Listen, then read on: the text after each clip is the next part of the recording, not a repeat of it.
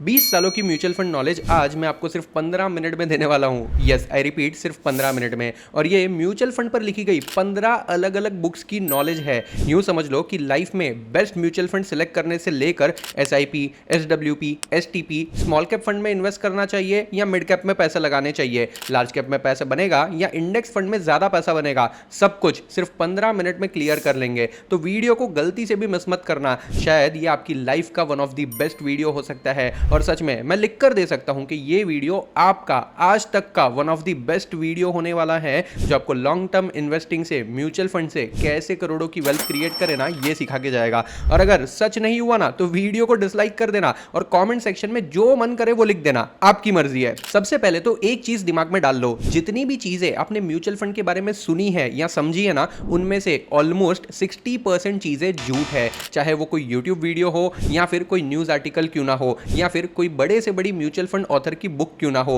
उसमें कई चीजें अधूरा सच होती है। और हाँ, सच कह रहा हूं, 60% चीजें झूठी है, या यूं समझ लो कि आधा सच है। और मैं सच कह रहा हूं, अधूरा सच जो होता है ना, वो झूठ से ज्यादा डेंजरस होता है। कैसे, आपको आगे समझ में आ जाएगा। जैसे कि फ्लेक्सी कैप फंड के बारे में लोगों को लगता है कि फ्लेक्सी कैप फंड में इन्वेस्ट करने से आपका पैसा large cap, mid cap as well as small cap stock में इक्वली डाइवर्सिफाई हो जाएगा, लेकिन यह बहुत बड़ा मिथ है। क्यों पता है? फ्लेक्सी कैप फंड की सच्चाई कुछ और ही है। इंडिया में जितने भी फ्लेक्सी कैप फंड है, उनमें से most of the flexi cap fund का 65 से लेकर 70% तक का AUM लार्ज कैप में ही इन्वेस्टेड होता है। मतलब वही रिलायंस, HDFC, इन्फोसिस वाले स्टॉक में इन्वेस्टेड होता है। और अगर आप किसी भी फ्लेक्सी कैप फंड में 1000 रुपए इन्वेस्ट करते हो ना, तो उसमें से 600 से 700 रुपए लार्ज कैप स्टॉक में ही इन्वेस्ट होते हैं, जहां अल्फा क्रिएट ही नहीं होता है, और हार्डली 300-400 रुपए स्मॉल कैप या मिड कैप में इन्वेस्ट होते हैं। हाँ, कुछ ऐसे फ्लेक्सी कैप फंड भी है जो इस थियोरी को रॉन्ग प्रूफ करते हैं और सच में आपको रियल डाइवर्सिफिकेशन देते हैं। लेकिन आप खुद सोचो, अगर आपको लार्ज कैप स्टॉक में ही इन्वेस्ट करना हो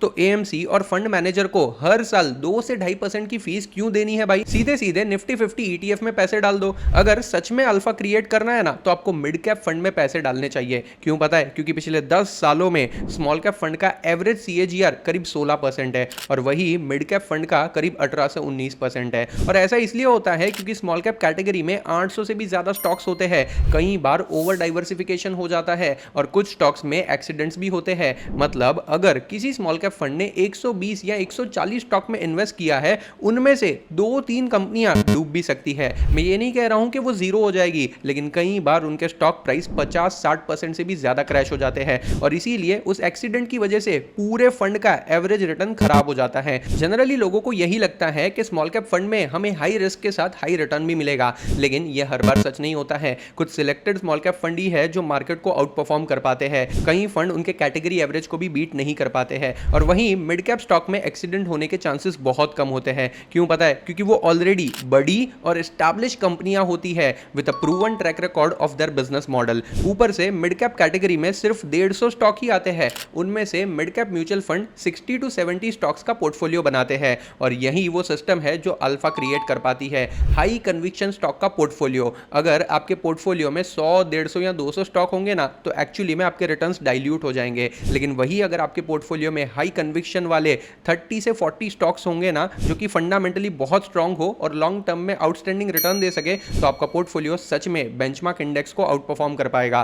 फॉर एग्जांपल, आप मोतीलाल ओसवाल का मिड कैप फंड ही देख लो। यह फंड फरवरी 2014 में शुरू हुआ था और तब से लेकर आज तक, यानी करीब पिछले 12 सालों के टेन्योर में 21.26% का CAGR रिटर्न डिलीवर किया है। अब आप खुद सोचो, अगर कोई फंड इतना स्ट्रांग रिटर्न देता है, उसकी स्ट्रेटेजी कैसी होगी? सितंबर 2025 तक तो ये फंड अपनी कैटेगरी का one of the best performing fund था। 1 ईयर, 3 ईयर, 5 ईयर्स, 10 ईयर इस फंड ने हर बार अपने बेंचमार्क रिटर्न्स को बीट करके अल्फा जनरेट किया है। और इन सारी सक्सेस के पीछे इस फंड की एक ऐसी सीक्रेट स्ट्रेटेजी है जो शायद ही आपने कभी सोची होगी। 2024 में सिर्फ एक साल में इस फंड ने 57% का एब्सोल्यूट रिटर्न दिया था। Can you imagine this? सिर्फ एक साल में इन्वेस्टर्स के 1 लाख को 1,57,000 से भी ज्यादा बना दिया था। और ऐसा इसलिए हुआ क्योंकि मोतीलाल ओसवाल का मिड कैप फंड अपना पोर्टफोलियो हाईली कॉन्सेंट्रेटेड रखता है। यह फंड सिर्फ 25 25 से 30 हाई कन्विक्शन वाले ग्रोथ स्टॉक्स में ही इन्वेस्ट करता है। इसका रिजल्ट क्लियर है।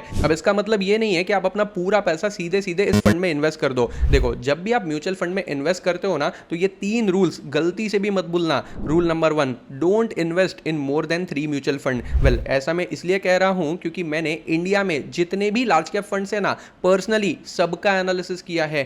टोटल इंडिया में 34 लार्ज कैप फंड्स है। ये देखो, उन सब का एनालिसिस आपकी स्क्रीन पर है। कोई भी 2 लार्ज कैप फंड लोगे ना, तो उनमें ऑन एन एवरेज 47 से लेकर 65% ओवरलैप ही मिलेगा। मतलब आधे से ज्यादा portfolio same to same stocks का ही है। यानी आप 2-3 लार्ज कैप फंड में पैसा डालोगे ना, तो आप हर फंड मैनेजर को और एएमसी को 2 से 2.5% का एक्सपेंस रेशियो पे तो करोगे, लेकिन बदले में क्या मिलेगा? कुछ नहीं, वही घिसे पिटे लार्ज कैप स्टॉक जो ऑलमोस्ट हर म्यूचुअल फंड में सेम टू सेम ही है। और टॉप 5 यूनिवर्सल स्टॉक्स जो प्रैक्टिकली सारे के सारे 34 म्यूचुअल फंड स्कीम में सेम टू सेम है।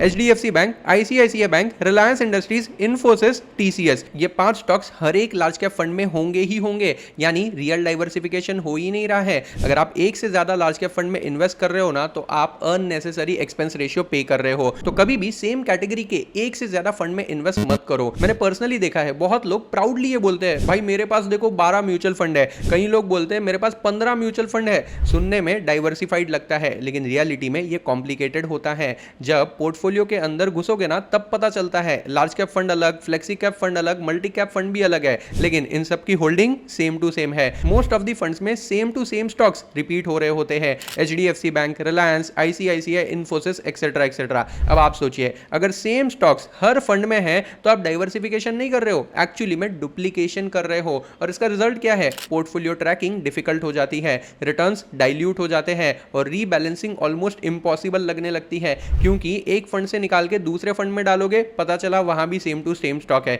इसीलिए हमेशा याद रखना, 4 से 5 अच्छे सिलेक्टेड म्यूचुअल फंड ना 15 रैंडम म्यूचुअल फंड के पोर्टफोलियो को भी आउट परफॉर्म कर सकते हैं। अब आते हैं आपके फेवरेट क्वेश्चन पर, कौन से म्यूचुअल फंड में इन्वेस्ट करूं? सिंपल है, देखो, large cap fund on an average 10 से 12% तक का एनुअल रिटर्न दे सकते हैं और मिड कैप फंड का लास्ट 10 इयर्स का एवरेज रिटर्न 18 to 19% है। यानी लॉन्ग टर्म में mid cap category definitely large cap को बीट कर सकती है। अब मिड कैप कैटेगरी में इंडिया में टोटल 33 मिड कैप फंड्स है, जिनमें से most of the mid cap fund 50 से ज्यादा स्टॉक में इन्वेस्टेड रहते हैं। For example, HDFC mid cap fund की इन्वेस्टमेंट स्टाइल देखो, diversified, value and growth blend वाली है। इसके पोर्टफोलियो में 75 से भी ज्यादा स्टॉक्स है। एडलवाइज मिड कैप फंड में 90 स्टॉक्स है। आईसीआईसीआई मिड कैप फंड में 85 स्टॉक्स कवर होते हैं। यानी अगेन रिटर्न्स डाइल्यूट होने के चांसेस हाई है। अगर आपको थोड़ा रिस्क लेकर अल्फा क्रिएट करना है ना, तो ऐसे फंड में इन्वेस्ट करो जो सिर्फ 30 से 35 हाई कन्विक्शन स्टॉक का पोर्टफोलियो होल्ड करता हो। For example, HDFC mid cap opportunities fund और Motilal Oswal mid cap fund दोनों ही टॉप रेटेड फंड है,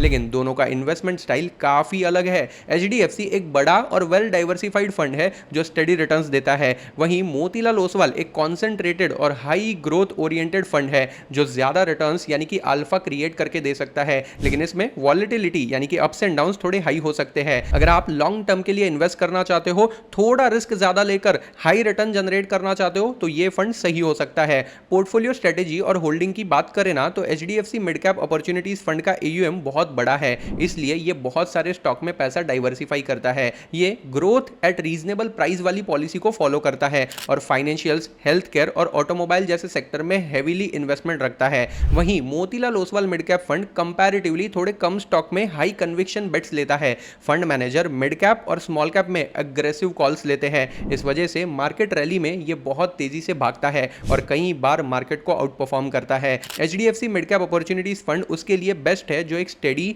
सेफ और रिलायबल मिड कैप फंड चाहते हैं जो हर मार्केट साइकिल में टिक सके। लेकिन Motilal Oswal mid cap fund उनके लिए बेस्ट है जिन्हें अपने पोर्टफोलियो में अल्फा क्रिएट करना है और लॉन्ग टर्म में हाई रिटर्न्स टारगेट करने हैं। लेकिन किसी भी फंड में इन्वेस्ट करने से पहले एक चीज ध्यान से समझ लेना, जैसे क्रिकेट में हम बेस्ट प्लेयर को सिर्फ पिछली एक मैच के स्कोर से जज नहीं करते हैं, बल्कि पिछले 15-20 मैचों की परफॉर्मेंस से जज करते हैं ना, उसी तरह इक्विटी म्यूचुअल फंड को कभी भी पास्ट 1 ईयर रिटर्न्स के बेसिस पे सिलेक्ट मत करना, यह सबसे बड़ी गलती है। For example, Motilal Oswal mid cap fund पिछले 1 साल में अपनी कैटेगरी एवरेज से अंडर परफॉर्म किया था।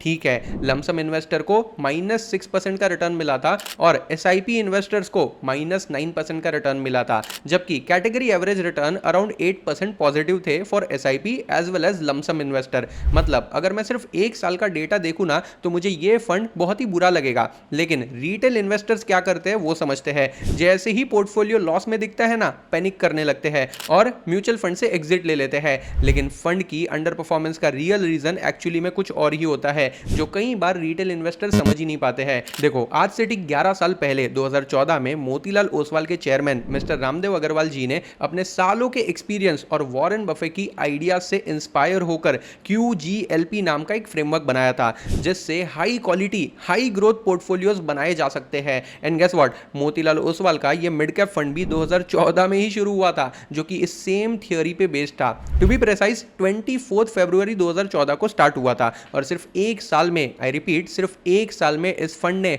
100% से भी ज्यादा का एब्सोल्यूट रिटर्न दिया था। मार्च 2015 में इस फंड का एनएवी 10 रुपए से बढ़ के 20 रुपए तक पहुंच चुका था, यानी इन्वेस्टर के पैसे एक साल में डबल हो गए। अब मानो या ना मानो, इस ग्रोथ का थोड़ा क्रेडिट तो इनकी उस QGLP फ्रेमवर्क को जाता है। ये फ्रेमवर्क में कोई भी स्टॉक सेलेक्ट करने से पहले 4 क्राइटेरिया फुलफिल होना जरूरी है: क्वालिटी, ग्रोथ, लॉन्जेविटी और प्राइस। ये 4 पिलर ही डिसाइड करते हैं कि एक कंपनी लॉन्ग टर्म में पैसा बनाएगी या नहीं। इस फ्रेमवर्क की पूरी डिटेल मैंने डिस्क्रिप्शन में डाल दी है, वीडियो खत्म होने के बाद चेक जरूर करना।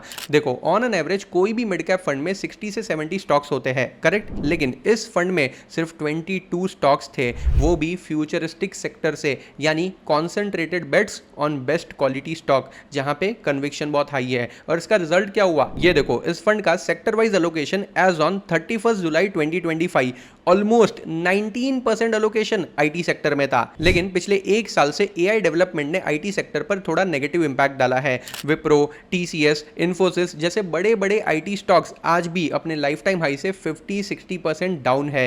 इसीलिए इस फंड ने भी अंडर परफॉर्म किया। लेकिन अब इस फंड ने अपना एलोकेशन चेंज कर दिया है। 24% in banks, 9.6% in finance and only 7.8% in IT stock. इससे एक चीज तो क्लियर है, ये फंड और फंड मैनेजर मार्केट में होने वाले चेंजेस को तुरंत अडेप्ट कर लेते हैं। और इसका इंपैक्ट देखो, 30 मार्च से लेकर 21 अप्रैल यानी सिर्फ 22 दिनों में इस फंड का एनएवी 92 रुपीज से सीधे 107 रुपीज पर आ गया, यानी ऑलमोस्ट 16 से लेकर 18% तक का रिटर्न, वो भी सिर्फ 22 दिनों में। और वो भी म्यूचुअल फंड में। मैं यहाँ कोई पेनी स्टॉक की बात नहीं कर रहा हूं। एक म्यूचुअल फंड सिर्फ 22 दिन में 16 से 18% का रिटर्न दे देना, ये माइंड ब्लोइंग है और यही राइट अपॉर्चुनिटी है। हिस्टोरिकली भी जब भी इस फंड ने अंडर परफॉर्म किया है ना, फंड मैनेजर ने एलोकेशन चेंज किया, सही स्टॉक सिलेक्ट किए और फंड फिर से ट्रैक पे आ जाता है। लेकिन जो लोगों को लमसम इन्वेस्ट करना होता है ना, उनके लिए ये जबरदस्त अपॉर्चुनिटी होती है। और एसआईपी वालों को यूनिट प्राइस कम होने की वजह से और भी ज्यादा यूनिट्स अलॉट होते रहते हैं, इसीलिए लॉन्ग टर्म में मल्टी बैगर रिटर्न्स बन पाते हैं। लेकिन कई लोग म्यूचुअल फंड चूज करते वक्त एक कॉमन मिस्टेक करते हैं। वो गूगल पे या किसी ऐप पे जाते हैं और सीधा देखते हैं पिछले एक साल में कितना रिटर्न दिया है। अगर फंड ने 30% रिटर्न दिया है, वाओ ये तो बेस्ट फंड है। और वहीं अगर 10-12% दिया है तो बोलेंगे कि बोरिंग फंड है, इसमें पैसा नहीं डालना है, और बस इसी बेसिस पे अपना इन्वेस्टमेंट डिसीजन बना लेते हैं। लेकिन प्रॉब्लम यहीं से स्टार्ट होती है। क्यों पता है? क्योंकि 1 ईयर रिटर्न आपको सिर्फ एक ट्रेलर दिखाता है, फंड की पूरी पिक्चर नहीं दिखाता है। सोचो, अगर कोई स्टूडेंट एक एग्जाम में 95 मार्क्स ले आए, क्या उसको इंस्टेंटली हम टॉपर बोल सकते हैं? ऑफ कोर्स नॉट, क्योंकि आप देखोगे कि उसका ओवरऑल परफॉर्मेंस कैसा रहा। क्या हर एग्जाम में कंसिस्टेंटली उसने सेम परफॉर्मेंस दिखाई है? प्रेशर हैंडल करने की पॉसिबिलिटी है या नहीं है? Exactly same logic mutual fund में भी अप्लाई होता है। म्यूचुअल फंड का असली टेस्ट होता है कंसिस्टेंसी, क्योंकि आप म्यूचुअल फंड में 2 या 6 महीने के लिए पैसे नहीं डाल रहे हो, आप म्यूचुअल फंड में लॉन्ग टर्म के लिए इन्वेस्ट करते हो। तो आपको ऐसा फंड चाहिए जो कंसिस्टेंसी के साथ लॉन्ग टर्म में आउट परफॉर्म कर सके। और कंसिस्टेंसी चेक करने के लिए स्मार्ट इन्वेस्टर क्या देखते पता है? Rolling returns. अब रोलिंग रिटर्न्स को थोड़ा सिंपल लैंग्वेज में समझते हैं। नॉर्मल रिटर्न्स क्या होता है? जनवरी 2023 से लेकर जनवरी 2024 तक इस फंड ने कितना रिटर्न दिया। अगर 25% रिटर्न दिया है तो मैं बोल दूंगा वाओ 25% है, ये तो बहुत अच्छा है। लेकिन क्वेश्चन ये है, क्या सिर्फ वही सेम पीरियड में ये रिटर्न मिले हैं या हर साल वही रिटर्न मिलते थे? अगर आप 6 महीने पहले इन्वेस्ट करते तो क्या आपको सेम रिटर्न मिल पाते? अगर 1 साल बाद इन्वेस्ट करते तो क्या आपको सेम रिटर्न मिल पाते? बुल मार्केट नहीं होती, अगर मार्केट थोड़ी साइडवेज रहती तो क्या आपको सेम रिटर्न मिल पाते? वेल, यही सबसे बड़ा लूपहोल है पॉइंट टू पॉइंट रिटर्न्स का, क्योंकि पॉइंट टू पॉइंट रिटर्न्स में आप सिर्फ एक स्पेसिफिक डेट से लेकर रिटर्न कैलकुलेट करते हो, जबकि रोलिंग रिटर्न्स में एक ही फिक्स पीरियड को बार बार अलग अलग स्टार्टिंग डेट से कैलकुलेट किया जाता है। सपोज हम 5 ईयर रोलिंग रिटर्न देख रहे हैं ना, तो आप जनवरी 2015 से जनवरी 20 के रिटर्न भी देखोगे, फरवरी 2015 से फरवरी 2020 के रिटर्न भी देखोगे, मार्च 2015 से मार्च 2020 के रिटर्न भी देखोगे और सबको एवरेज कर दोगे। इसी को हम रोलिंग रिटर्न्स कहते हैं। ये कंटिन्यूअसली चलते रहेगा और कंटिन्यूअसली कैलकुलेट होते रहेगा। वेल, आपको करने की जरूरत नहीं है, मोस्ट ऑफ दी वेबसाइट और एप्स में ये ऑप्शन पहले से अवेलेबल होता है। अब आपको पता चलेगा कि इस फंड ने सिर्फ एक लकी फेज में अच्छा परफॉर्म किया है या जेन्युइनली ये हर मार्केट कंडीशन में कंसिस्टेंसी दिखा सकता है। और यही रियल ट्रूथ है, क्योंकि मार्केट हमेशा सेम नहीं होता है। कभी बुल मार्केट होती है, कभी मार्केट में क्रैश आता है, कभी मार्केट साइडवेज होता है, कभी मार्केट में पैनिक होता है। और म्यूचुअल फंड का क्वालिटी टेस्ट तभी होता है जब वो अलग अलग मार्केट साइकिल में भी अच्छा परफॉर्मेंस दे। इसीलिए हमें हमेशा रोलिंग रिटर्न्स को इंपॉर्टेंस देनी चाहिए। इसीलिए मैं पर्सनली एक स्ट्रॉन्ग रूल फॉलो करता हूं। म्यूचुअल फंड को जज करना है ना, तो पिछले 1 ईयर का रिटर्न बिल्कुल मत देखो, बिल्कुल मत देखो। मिनिमम 5 ईयर्स के रोलिंग रिटर्न चेक करो। ये बहुत ही पावरफुल हैबिट है। अगर आपने अपनी म्यूचुअल फंड सिलेक्शन की हैबिट में सिर्फ ये एक चेंज भी कर दिया ना, 90% चांसेस है कि आप बाकी लोगों से अच्छा रिटर्न बना पाओगे। क्योंकि 1 ईयर रिटर्न अक्सर एक्साइटमेंट क्रिएट करता है, लेकिन 5 ईयर का रोलिंग रिटर्न कन्विक्शन क्रिएट करता है। और बड़े इन्वेस्टर कन्विक्शन के बेसिस पे ही करोड़ों रुपए लगाते हैं। कई बार आप देखोगे कि जो फंड ने पिछले 1 साल में टॉप परफॉर्मर रहा था ना, उसके रोलिंग रिटर्न्स बहुत वीक होते हैं। मतलब परफॉर्मेंस बहुत ही इनकंसिस्टेंट है। कभी कभी अपोजिट भी हो सकता है, 1 ईयर रिटर्न एवरेज दिखेगा लेकिन 5 ईयर के रोलिंग रिटर्न्स बहुत स्ट्रांग होंगे। मतलब fund silently consistently wealth create कर रहा है। और ऑनेस्टली लॉन्ग टर्म इन्वेस्टर को एग्जैक्टली यही चाहिए होता है। For example, Motilal Oswal mid cap fund का रिटर्न चेक कर लेते हैं। ये देखो, एसआईपी इन्वेस्टर्स के लिए लास्ट 1 ईयर में नेगेटिव 10% का रिटर्न है, लेकिन वही 1 year rolling return is positive 14.55% और 5 ईयर्स का रोलिंग रिटर्न 21.42% है, जो कि कैटेगरी एवरेज से काफी ज्यादा है।